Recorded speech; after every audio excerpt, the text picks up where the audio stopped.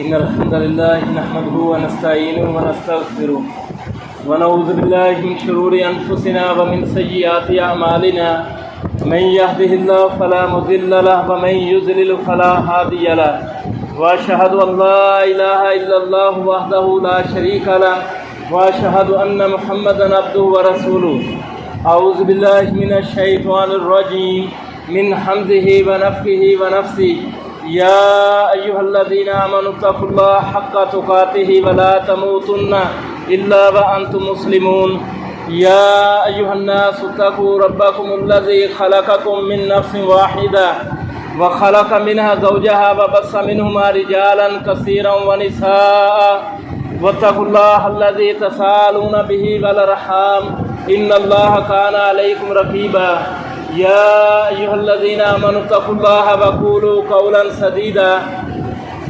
يصلح لكم أعمالكم ويغفر لكم ذنوبكم ومن يطع الله ورسوله فقد فاز فوزا عظيما أما بعد فإن خير الحديث كتاب الله وخير الهدي هدي محمد صلى الله عليه وسلم وشر الأمور محدثاتها وكل محدثة بدعة وكل بدعة ضلالة وكل ضلالة في النار اللهم صل على محمد وعلى آل محمد كما صليت على إبراهيم وعلى آل إبراهيم إنك حميد مجيد اللهم بارك على محمد وعلى آل محمد كما باركت على إبراهيم وعلى آل إبراهيم إنك حميد مجيد حمد و ثنا اللہ رب العزت ہی کے لیے ہے اور درود و سلام ہو محمد رسول اللہ صلی اللہ علیہ وسلم پر۔ محترم بھائیو، سورہ آل عمران کے اندر اللہ کا فرمان ہے کہ ان الدین عند اللہ الاسلام، کہ اللہ کے نزدیک جو پسندیدہ دین ہے وہ اسلام ہے۔ اور سورہ آل عمران ہی کے اندر اللہ نے فرمایا وَمَن يَبْتَغِ غَيْرَ الْإِسْلَامِ دِينًا فَلَن يُقْبَلَ مِنْهُ، جو بندہ اسلام کے علاوہ کوئی اور دین لائے گا وہ اللہ ہرگز قبول نہیں کرے گا۔ یعنی تمام انبیاء کا جو دین ہے وہ اسلام ہی ہے، اور اس دین کو مکمل کرنے والے محمد صلی اللہ علیہ وسلم ہیں، اور اس دین کو جو ماننے والے ہیں امت مسلمہ کہلاتے ہیں۔ اللہ تعالیٰ نے ہمارے بارے میں یہ فرمایا ہے وَكَذَلِكَ جَعَلْنَاكُمْ أُمَّةً وَسَطًا، کہ ہم نے تمہیں امت وسط بنایا ہے۔ امت وسط یعنی درمیانی امت ہم نے تمہیں بنایا ہے۔ جو چیز درمیان میں ہوتی ہے وہ اعتدال پر مبنی ہوتی ہے اور سب سے افضل اور بہتر ہوتی ہے۔ دوسری جگہ اللہ نے فرمایا کنتم خیر امہ، تم بہترین امت ہو، اخرجت للناس، جو لوگوں کے لیے نکالی گئی ہو۔ تم بہترین کیوں ہو؟ کیونکہ تم نیکی کا حکم دیتے ہو، برائی سے روکتے ہو، تم اعتدال پر مبنی ہو۔ یعنی ہمارے اندر امت مسلمہ کے اندر پہلی امتوں کی طرح نہ تو غلو پرستی پائی جاتی ہے نہ وہ تفرید کا شکار ہے۔ ہم تمام نبیوں پر ایمان رکھتے ہیں، آدم علیہ السلام سے لے کر محمد رسول اللہ صلی اللہ علیہ وسلم تک جتنے نبی آئے ہیں ہم سب پر ایمان رکھتے ہیں، جبکہ عیسائی ہمارے نبی کو نہیں مانتے ہیں، یہودی عیسیٰ علیہ السلام کا انکار کرتے ہیں۔ ہم تمام نبیوں پر ایمان رکھتے ہیں۔ دوسرا یہ ہے کہ عیسائی جو تھے انہوں نے اپنے رسول عیسیٰ علیہ السلام پر ایمان لائے، لیکن ان کا ایمان غلو پر مبنی تھا۔ انہوں نے عیسیٰ علیہ السلام کو نعوذ باللہ اللہ تعالیٰ کا بیٹا بنا دیا۔ اللہ نے فرمایا لم یلد ولم یولد، نہ اللہ کی اولاد ہے نہ وہ کسی کی اولاد ہے۔ یعنی ان کا جو عقیدہ ہے وہ غلو پر مبنی ہے، اور یہودیوں کا عیسیٰ علیہ السلام کے بارے میں عقیدہ تفرید پر مبنی ہے۔ انہوں نے نعوذ باللہ عیسیٰ علیہ السلام پر ولد الزنا کا الزام لگایا اور عیسیٰ علیہ السلام کے قتل کے در پہ ہو گئے۔ ہم امت مسلمہ کے جو لوگ ہیں یہ امت وسط ہیں، یہ ہم عیسیٰ علیہ السلام کو اللہ کا رسول مانتے ہیں اور اللہ کا بندہ مانتے ہیں۔ اللہ کے نبی صلی اللہ علیہ وسلم کا فرمان ہے لا تطرونی کما اطرت النصارى، میری بھی اس طرح حد سے بڑھ کر تعریف نہ کرنا جس طرح نصارہ نے عیسیٰ علیہ السلام کی تعریف کی کہ انہوں نے عیسیٰ علیہ السلام کو اللہ کا بیٹا بنا دیا۔ فرمایا کہ تم میرے بارے میں یہ عقیدہ رکھو کہ میں اللہ کا بندہ ہوں اور اللہ کا رسول ہوں۔ یہ ہمارا اللہ کے نبی صلی اللہ علیہ وسلم کے بارے میں عقیدہ ہے۔ جس طرح تمام مذاہب کے اندر امت مسلمہ جو ہے یہ امت وسط ہے، اسی طرح تمام جو باطل گروہ ہیں ان کے درمیان اہل سنت والجماعت جو ہے یہ اعتدال پر مبنی گروہ ہے۔ اللہ کے نبی صلی اللہ علیہ وسلم کا فرمان ہے، یہودی جو ہیں یہ 71 گروہوں میں بٹے اور عیسائی جو ہیں یہ 72 فرقوں میں بٹ گئے، میری امت 73 فرقوں میں بٹ جائے گی۔ فرمایا کلہم فی النار، سب کے سب جہنم میں جائیں گے سوائے ایک کے۔ صحابہ نے کہا اللہ کے نبی صلی اللہ علیہ وسلم وہ ایک گروہ کون سا ہے؟ آپ نے فرمایا مان علیہ و صحابی، جس پر میں اور میرے صحابہ ہیں، یعنی صحابہ جس چیز پر تھے وہ امت وسط اور اعتدال پر مبنی گروہ تھا۔ اس کے علاوہ آپ دیکھ لیں، شیعہ کو دیکھ لیں، خوارج کو دیکھ لیں، مرجئہ کو دیکھ لیں، تقدیر کے منکرین گروہوں کو دیکھ لیں، سب کے سب یا تو انہوں نے کسی ہستی کو یا کسی عقیدے کو اس قدر اس غلوم کا شکار ہیں کہ بہت زیادہ بڑھا دیا ہے، یعنی کسی ہستی کو لیا ہے تو انہوں نے اللہ تعالیٰ کے مقام پر کھڑا کر دیا ہے، کسی عقیدے کو لیا ہے تو اس کو حد سے زیادہ آدھا بڑھا دیا ہے۔ لیکن اہل سنت والجماعت اسی عقیدے پر ہے جو اللہ کے رسول کا عقیدہ تھا اور جو اللہ کے نبی صلی اللہ علیہ وسلم کے صحابہ کا عقیدہ تھا۔ آپ نے فرمایا کہ ان 73 گروہوں میں صرف ایک گروہ جو ہے وہ جنتی ہے، ایک گروہ نجات پانے والا ہے، وہ ہے جس پر میں اور میرے صحابہ ہیں۔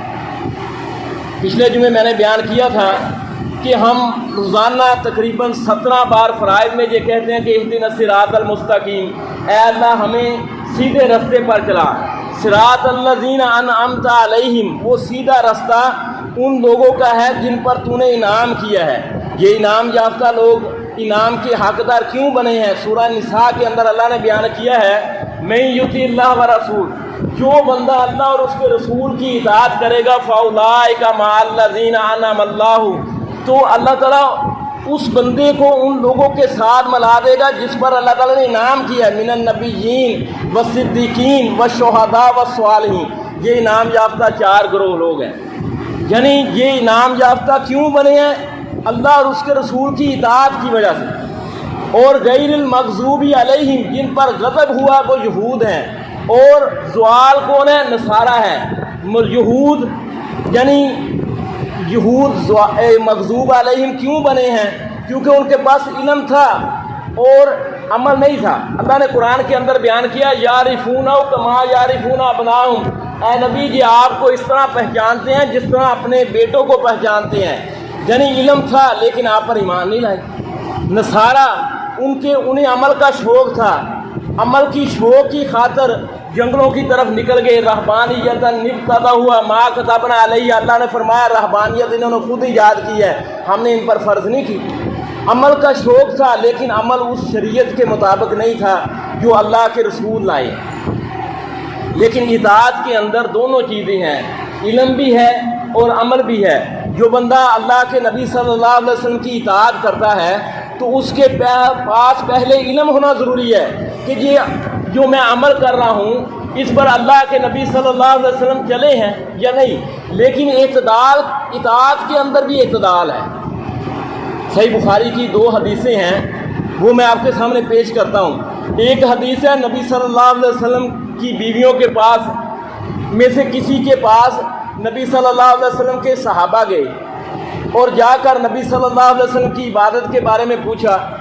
نبی صلی اللہ علیہ وسلم کی بیوی نے نبی صلی اللہ علیہ وسلم کی عبادت کے بارے میں بیان کیا تو انہوں نے کم جانا، انہوں نے کہا کہ آپ تو اللہ کے نبی ہیں، آپ کے تو اگلے پچھلے اللہ تعالیٰ نے سارے گناہ معاف کر دیے ہیں، آپ رات کو قیام کرتے ہیں۔ ایک نے کہا کہ میں تو ساری رات قیام کروں گا، کبھی سوؤں گا نہیں۔ آپ نے شادیاں کی ہیں، ایک نے کہا میں نے تو شادی کرنی ہی نہیں ہے۔ آپ کبھی روزہ رکھتے تھے کبھی نہیں رکھتے تھے، اس نے کہا میں تو ہمیشہ روزہ رکھوں گا۔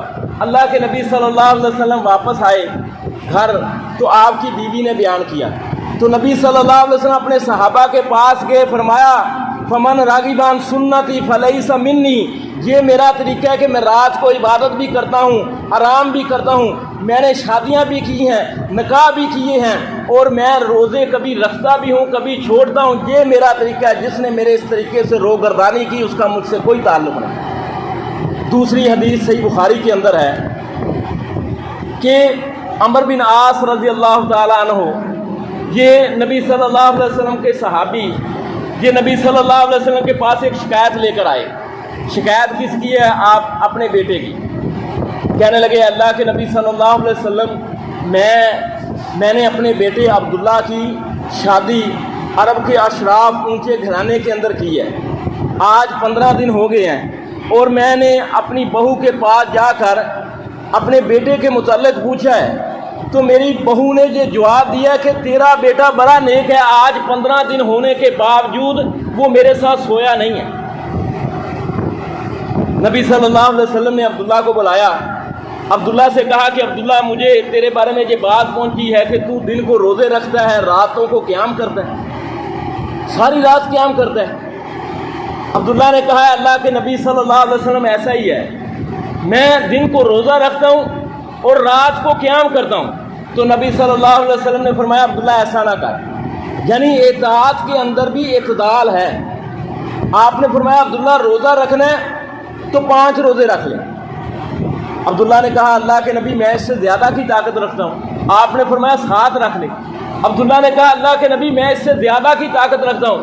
آپ نے فرمایا ایسا کر پھر سم صیام داؤد، تو میرے بھائی داؤد علیہ السلام کا روزہ رکھ۔ میرا بھائی داؤد علیہ السلام ایک دن روزہ رکھتا تھا، ایک دن روزہ چھوڑتا تھا، لیکن میدان جنگ میں جب اللہ کے دشمنوں سے داؤد علیہ السلام کا پالا پڑتا تھا تو پھر میدان چھوڑ کر نہیں بھاگتے۔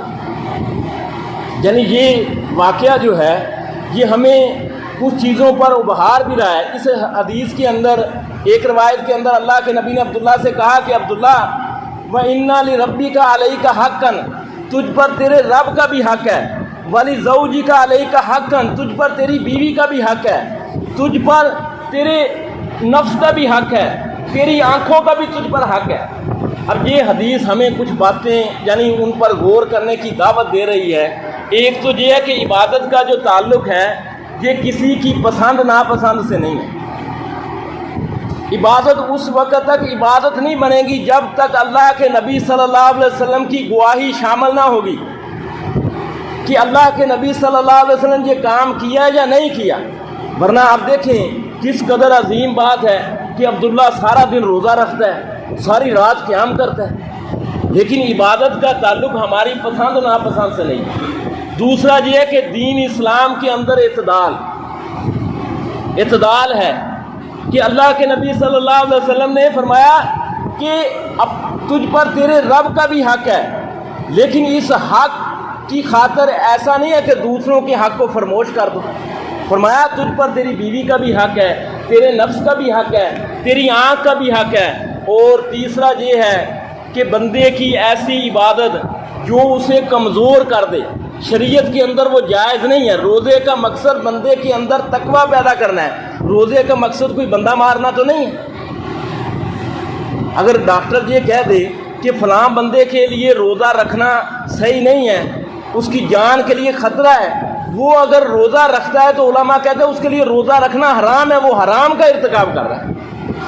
فرمایا داؤد علیہ السلام ایک دن روزہ رکھتے تھے، ایک دن روزہ چھوڑتے تھے، لیکن میدان جنگ میں اللہ کے دشمنوں سے جب ان کا پالا پڑتا تھا تو پھر میدان چھوڑ کر نہیں بھاگتے تھے۔ یعنی آپ روزے رکھ کر اپنے آپ کو اس قدر کمزور کر لیں کہ میدان جہاد میں اللہ کے دشمنوں سے بھاگنے پر مجبور ہو جائیں، ان کا مقابلہ نہ کر سکیں۔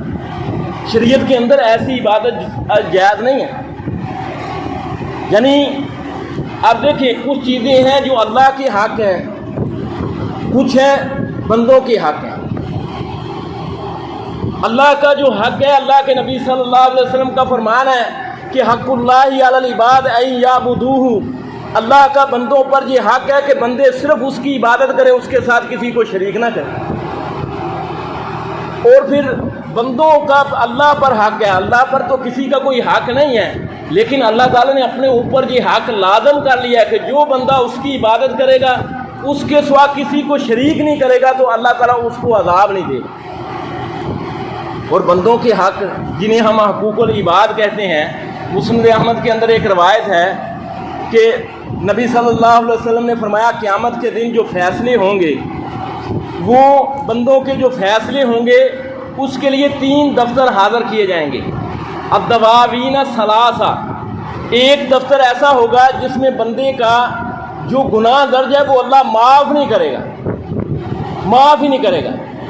وہ کیا ہے؟ شرک ہے۔ ان اللہ لا یغفر ان یشرک بہ ویغفر ما دون ذلک لمن یشاء، اللہ یہ معاف نہیں کرے گا کہ اس کے ساتھ شرک کیا جائے، اس کے سوا جو چاہے گا معاف کر دے۔ دوسرا، نبی صلی اللہ علیہ وسلم نے فرمایا کہ دوسرا دفتر وہ ہے کہ جس کے اندر جس کو اللہ چھوڑے گا نہیں، اللہ تعالیٰ چھوڑے گا نہیں جب تک بندے نہ چھوڑ دیں۔ یعنی کسی نے کسی کے ساتھ کوئی زیادتی کی ہے، کوئی ظلم کا معاملہ کیا ہے، اگر دنیا میں وہ اس سے معافی مانگ لے، وہ چھوڑ دے تو اللہ چھوڑ دے گا۔ یعنی صحیح ابن حبان کے اندر ایک روایت ہے، نبی صلی اللہ علیہ وسلم کے کچھ صحابہ نے حبشہ کی طرف ہجرت کی تھی۔ یہ صحابہ جب واپس آئے، ان میں علی رضی اللہ تعالیٰ عنہ کے بھائی جعفر بن طیار رضی اللہ تعالیٰ عنہ بھی تھے۔ یہ واپس آئے تو بیٹھے ہوئے تھے۔ اللہ کے نبی صلی اللہ علیہ وسلم نے فرمایا کہ حبشے کے اندر کوئی غیر معمولی واقعہ تم نے دیکھا ہو؟ انہوں نے کہا کہ اللہ کے نبی صلی اللہ علیہ وسلم، ایک دفعہ ہم بازار میں بیٹھے ہوئے تھے تو ہم نے دیکھا کہ ایک بوڑھی عورت، اس کے سر پر ٹوکری ہے اور اس ٹوکری کے اندر کچھ کھانے پینے کا سامان موجود ہے، کچھ راشن موجود ہے۔ ایک نوجوان اوباش وہ گھوڑے پر آیا، تیزی کے ساتھ آیا اور اس بڑھیا کو اس نے ٹھوکر ماری۔ بڑھیا کا جو ٹوکری تھی وہ بکھر گئی، سارا سامان بکھر گیا۔ لیکن اس بڑھیا نے اپنی زبان سے یہ الفاظ نکالے کہ اے بدماش، آج تو مجھے ٹھوکر مار کر جا رہا ہے اور اس پر مسکرا رہا ہے، ہنس رہا ہے، لیکن کل تیرا کیا بنے گا جب اللہ رب العالمین سارے لوگوں کے سامنے عدالت لگائے گا، پھر تیرا اور میرا معاملہ پیش ہوگا، اس وقت تیرا کیا معاملہ بنے گا؟ صحابہ کہتے ہیں کہ اللہ کے نبی صلی اللہ علیہ وسلم کی آنکھوں سے آنسو رواں ہو گئے، آنسو بہنا شروع ہو گئے۔ یعنی کہ اللہ تعالیٰ اس وقت تک نہیں چھوڑے گا جب تک بندے نہ چھوڑ دیں۔ یہ کیا ہے؟ یہ حقوق العباد ہے، ان میں قصاص چلے گا۔ یا تو قصاص چلے گا اگر دنیا میں کسی نے کسی پر ظلم کیا ہے، زیادتی کی ہے، دنیا میں اگر معاف کروا لے تو ٹھیک ہے، ورنہ کل قیامت کے دن قصاص چلے گا۔ تیسرا دفتر اللہ کے نبی نے فرمایا کہ ایک دیوان ہے جس کی اللہ پرواہ نہیں کرے گا۔ یعنی وہ شرک کے علاوہ، حقوق العباد کے علاوہ جو گناہ ہیں جو اللہ تعالیٰ کے متعلق ہے، تو اللہ تعالیٰ اس کی پرواہ نہیں کرے گا کیونکہ اللہ معاف کر دے گا۔ ان اللہ لا یغفر ان یشرک بہ ویغفر ما دون ذلک لمن یشاء، اللہ یہ معاف نہیں کرے گا کہ اس کے ساتھ شرک کیا جائے، اس کے سوا جو چاہے گا معاف کر دے۔ یہ تیسرا دفتر ہے۔ یعنی اب حقوق کیا ہے؟ حقوق بے شمار ہیں، ہماری شریعت کے اندر حقوق بے شمار ہیں۔ حقوق العباد کے حوالے سے ایک تو اللہ کا حق ہے، اور کچھ اللہ تعالیٰ کے ساتھ نسبت کے حوالے سے حقوق ہے۔ مثلا یہ اللہ کا گھر ہے، مسجد ہے، اللہ کا گھر ہے، اس کے بھی کچھ حقوق ہیں۔ اللہ کے نبی صلی اللہ علیہ وسلم کا فرمانا حب البلاد الی اللہ مساجد ہوا، اللہ کے نزدیک پسندیدہ جگہ مسجدیں ہیں۔ ان مسجدوں کا حق یہ ہے کہ ان کو آباد کیا جائے، ان میں شور شرابہ نہ کیا جائے، ان میں نماز کا اہتمام کیا جائے۔ اور مسجد بنانا اس قدر عظیم نیکی ہے کہ اللہ کے نبی کا فرمان ہے کہ جو بندہ اللہ کا گھر مسجد تعمیر کرتا ہے، اللہ تعالیٰ اس کا گھر جنت میں بناتا ہے۔ لیکن آپ دیکھیں کس قدر ڈاکے ڈالے جا رہے ہیں اللہ کے اس گھر پر کہ پہلے مسجد بناتے ہیں، جب مسجد اور پھر اس کے اندر کوئی نہ کوئی نیک بندہ جو مرتا ہے اس کی قبر بھی بنا دیتے ہیں۔ لعن اللہ الیہود والنصارى اتخذوا قبور انبیاء مساجدا، اللہ تعالیٰ یہود و نصارہ پر لعنت کرے، انہوں نے اپنے نبیوں کی قبروں کو سجدہ گاہ بنا لیا۔ اس طرح اللہ کی کتاب، یعنی اس کے بھی ہم پر کچھ حق ہیں۔ ایک حق یہ ہے کہ ہم اس پر ایمان لائیں۔ 5 حق ہیں۔ پہلا ایمان لانا، اس کی تلاوت کرنا، اس کو سمجھنا، تدبر کرنا اور اس پر عمل کرنا، اور پھر دوسروں کو اس کی دعوت دینا۔ راستے کے حق ہے، ہماری شریعت کے اندر راستے کے حق ہیں۔ یعنی صحابہ سے اللہ کے نبی نے فرمایا کہ راستے کے حق ادا کرو۔ صحابہ نے کہا اللہ کے نبی صلی اللہ علیہ وسلم، ہمارا ان راستوں کے علاوہ، بیٹھنے کے علاوہ کوئی چارہ نہیں ہے۔ آپ نے فرمایا اس کا حق ادا کرو۔ حق ہے نظریں نیچی رکھو، جو گزرے اس کو سلام کرو۔ اور آپ دیکھیں اب معاشرہ ایسے بنتا جا رہا ہے کہ اگر کوئی عورت جس نے نقاب کیا ہو، پردہ کیا ہو، تو اب وہ سمجھتی ہے کہ میں نے سارے راستے پر چلنا ہے، درمیان میں چلتی. یعنی صحابیات کے بارے میں آتا ہے کہ وہ راستے میں اگر چلتی تھی تو دیواروں کے ساتھ چلتی تھی، اور یہ پردہ کرنے کے باوجود اب عورتیں یہ سمجھتی ہیں کہ سارا راستہ ہی ہمارا ہے، ادھر چلیں، دائیں چلیں، بائیں چلیں. حقوق العباد کے اندر سب سے مقدم حق اللہ کے نبی صلی اللہ علیہ وسلم کا ہے. اللہ کے نبی صلی اللہ علیہ وسلم کا سب سے عظیم حق ہم پر یہ ہے کہ ہم آپ پر ایمان لائیں، آپ کی اطاعت کریں، آپ کی تعظیم کریں، اور آپ کے دین جو آپ دین ہم پر چھوڑ کر جا رہے ہیں اس دین کو مضبوطی سے تھام لیں، دوسروں کو اس کی دعوت دیں، اور آپ صلی اللہ علیہ وسلم پر کثرت سے درود بھیجیں. جمعے کا دن ہے، اللہ کے نبی صلی اللہ علیہ وسلم کا حکم بھی ہے کہ جمعے کے دن تمہارا درود مجھ پر پیش کیا جاتا ہے، اس لیے تم کثرت سے مجھ پر درود بھیجو. اس طرح یعنی حقوق کے حوالے سے والدین کے حقوق ہیں اور ہمسائے کے حقوق ہیں، یتیموں کے حقوق ہیں. یعنی حقوق کی اسلام کے اندر ایک لمبی فہرست ہے، لیکن اصولی بات میں آپ کو بتلا دیتا ہوں. اصولی بات کیا ہے کہ مسلمانوں کے جو حقوق ہیں ان میں کچھ بڑے ہیں، کچھ چھوٹے ہیں. بڑے مثلا آپ کا باپ ہے، آپ کا چچا ہے، آپ کا تایا ہے، کوئی علم کے لحاظ سے بڑا ہے، مثلا آپ کا استاد ہے. کوئی عہدے کے لحاظ سے بڑا ہے، مثلا حاکم وقت ہے. اور کچھ چھوٹے ہیں، مثلا آپ کا شاگرد ہے، آپ کا بیٹا ہے، آپ کی بیٹی ہے، آپ کا بھتیجا ہے، بھانجا ہے. کچھ بڑے ہیں، کچھ چھوٹے ہیں. دونوں کے متعلق اللہ کے نبی صلی اللہ علیہ وسلم کا فرمانا لیس منا من لم یرحم صغیرنا ولم یوقر کبیرنا، وہ بندہ ہم میں سے نہیں ہے جو ہمارے چھوٹوں پر رحم نہیں کرتا اور بڑوں کا احترام نہیں کرتا. یعنی ہماری جماعت کا ایک طریقہ ہے، ہماری جماعت کا ایک نظام ہے، یہ امت مسلمہ کا اندر ایک نظام ہے، ایک سنت ہے کہ ہم مسلمان اپنے بڑوں کا احترام کرتے ہیں اور ہم اپنے چھوٹوں سے پر رحم کرتے ہیں، ان سے شفقت کے ساتھ پیش آتے ہیں. اللہ کے نبی نے فرمایا جو ہمارے بڑوں کا احترام نہیں کرتا اور چھوٹوں پر رحم نہیں کرتا وہ ہم میں سے نہیں. یہ ہماری جماعت کا طریقہ ہے. اس طرح حقوق کی شکل کے حوالے سے آپ دیکھ لیں کہ ایک ہے زبان کے حوالے سے اللہ کا فرمانا قولوا للناس حسنا، کہ لوگوں سے اچھے انداز سے گفتگو کرو. اور قرآن کیا کہتا ہے کہ لوگوں کے ساتھ اچھے انداز سے گفتگو کرو. نبی صلی اللہ علیہ وسلم کا فرمان ہے کہ اگر کوئی بندہ کوئی بات کرے تو اچھی بات کرے ورنہ چپ رہے.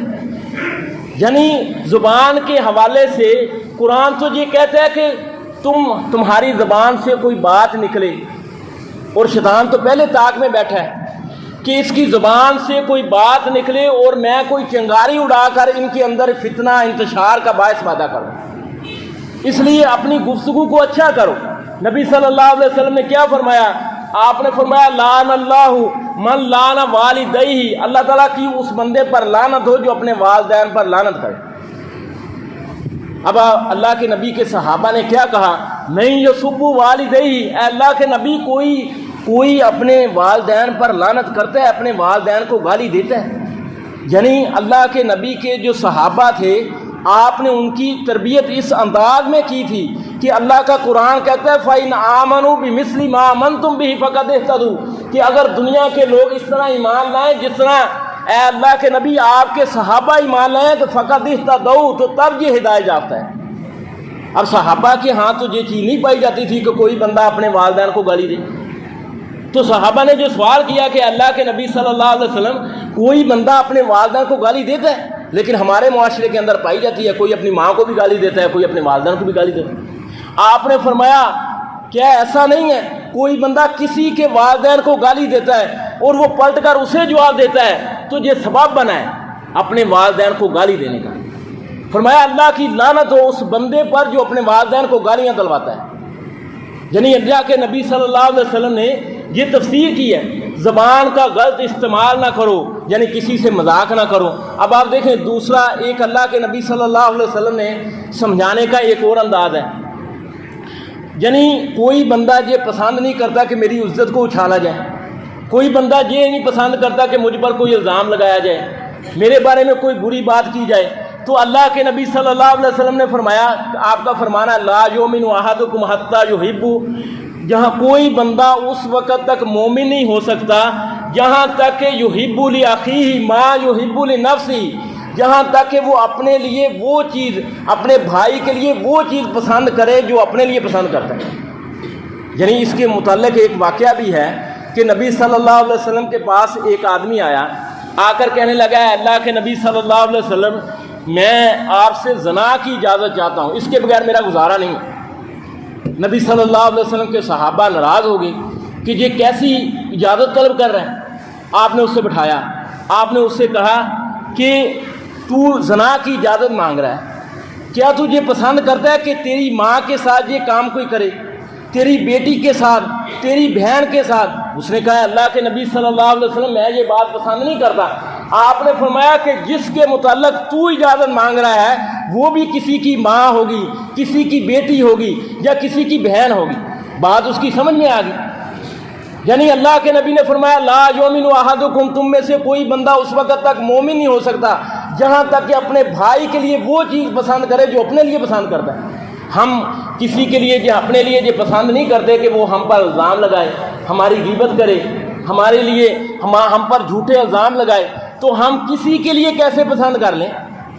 یعنی پہلی امتوں کے آپ واقعات پڑھیں، آپ حیران ہوں گے، جہاں یعنی ان کے اندر بے شمار برائیاں تھیں لیکن ان کے اندر جو نیک بندے تھے ان کے تقوی اور ان کی پرہیزگاری کس قدر بلند مقام تھی کہ ہم حیران ہو جاتے ہیں۔